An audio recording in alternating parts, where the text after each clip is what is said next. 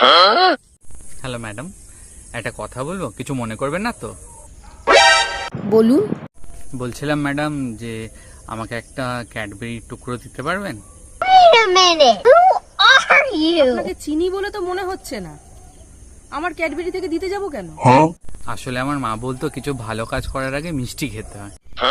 আচ্ছা, মায়ের কথা বললেনই যখন, নিন। Thank you madam. পয়সা দে এবার, দে ফোন দে, টাকা পয়সাগুলো বের করে দাও তাড়াতাড়ি তাড়াতাড়ি।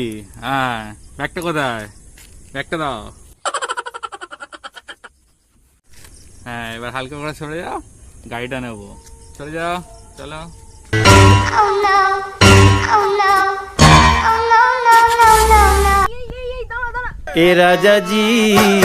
ए राजा जी ए करे तर